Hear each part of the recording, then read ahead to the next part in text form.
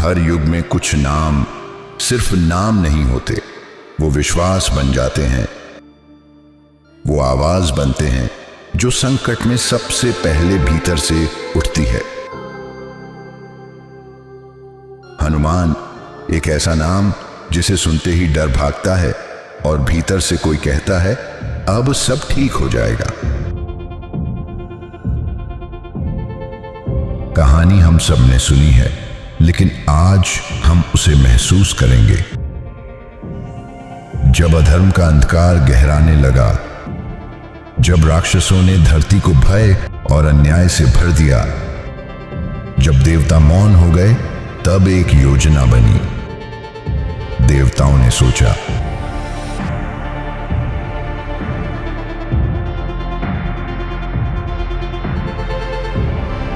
अब सिर्फ शक्ति नहीं, श्रद्धा चाहिए।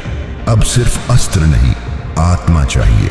एक ऐसी शक्ति जो बलवान हो लेकिन मर्यादा में रहे, जो योद्धा हो लेकिन भक्त भी, जो वज्र हो लेकिन समर्पण का। अंजना एक अप्सरा, एक तपस्विनी जो शिव की भक्ति में लीन थी, हिमालय की गुफाओं में तप कर रही थी।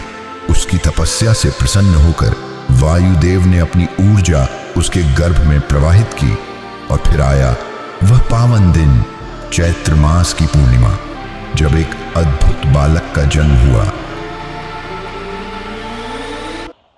वायुपुत्र शिवांश हनुमान। उनके जन्म के साथ ही आकाश हिला, धरती मुस्काई और देवता झुक गए।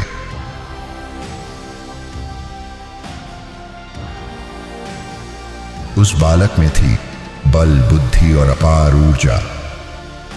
एक दिन हनुमान जी चमकते सूर्य को देखा, फल समझकर छलांग मार दी और सूर्य को निगल गया। सृष्टि अंधेरे में डूब गई, देवलोक हिल गया। इंद्रदेव ने क्रोधित होकर वज्र से प्रहार किया, हनुमान घायल हुए। वायुदेव ने संसार से वायु ही हटा ली, सांस लेना भी असंभव हो गया। तब ब्रह्मा, विष्णु और शिव स्वयं प्रकट हुए, हनुमान को वरदान दिए, अपर बल, गहन बुद्धि और चिरंजीव होने का वरदान। वो बालक अब केवल शक्तिशाली नहीं था, वो अमर चेतना बन चुका था। यही दिन था हनुमान जयंती का दिन, जो हम हर वर्ष चैत्र पूर्णिमा को मनाते हैं। भारत के कई हिस्सों में तिथि भले अलग हो, पर उसका भाव एक ही है, उस शक्ति को याद करना जो आज भी जीवित है। लेकिन हनुमान जी की यात्रा तब शुरू हुई जब उन्होंने पहली बार श्री राम को देखा। जंगल में भटके हुए राम। जैसे ही हनुमान ने राम को देखा, शक्ति ने भक्ति को पहचान लिया। वो क्षण जहां समर्पण ने अपनी दिशा पाई, हनुमान जी ने अपने जीवन को राम के चरणों में अर्पित कर दिया।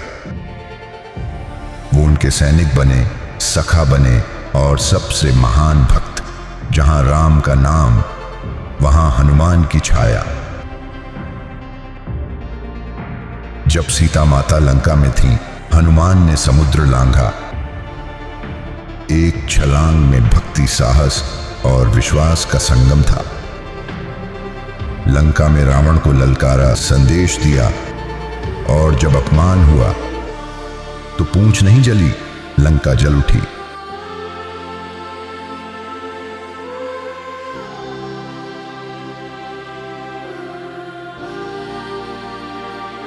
फिर आया युद्ध, लक्ष्मण मूर्छित हुए। संजीवनी चाहिए थी, पर वक्त नहीं था, तो हनुमान ने पूरा पर्वत उठा लिया। जब संसार रुक गया था, वो दौड़े थे प्राण बचाने। श्री राम ने उन्हें गले लगाया और कहा, जब तक इस पृथ्वी पर राम का नाम रहेगा, तब तक हनुमान जीवित रहेंगे। तभी से हनुमान चिरंजीवी कहलाए, न समय के अधीन, न मृत्यु के। लेकिन वो आज भी कहां है? कभी मंदिरों में, कभी अखाड़ों में, कभी सैनिकों के साथ, कभी आम जन की पीड़ा में। हनुमान आज भी हैं। कहते हैं अगर सच्चे मन से उन्हें पुकारो तो वो उत्तर जरूर देते हैं। वो भगवान नहीं, एक जीवित चेतना है। हनुमान चालीसा सिर्फ एक पाठ नहीं, एक कवच है। हर शब्द एक मंत्र है, हर पंक्ति एक शक्ति है। जय बजरंग बली ये सिर्फ एक उद्घोष नहीं, ये एक भरोसा है, एक पुकार, एक उत्तर। हनुमान जयंती सिर्फ उनका जन्मदिन नहीं, उनकी उपस्थिति का उत्सव है, उनके होने की गूंज है, उनके नाम की गरिमा है। क्योंकि जब जब संकट आता है हनुमान लौटते हैं, आस्था बनकर, आग बनकर और चेतना बनकर। हनुमान युगों का रक्षक, शक्ति का रूप, भक्ति का स्वरूप आज भी जीवित है, हर दिल में, हर युग में। जय श्री राम, जय हनुमान।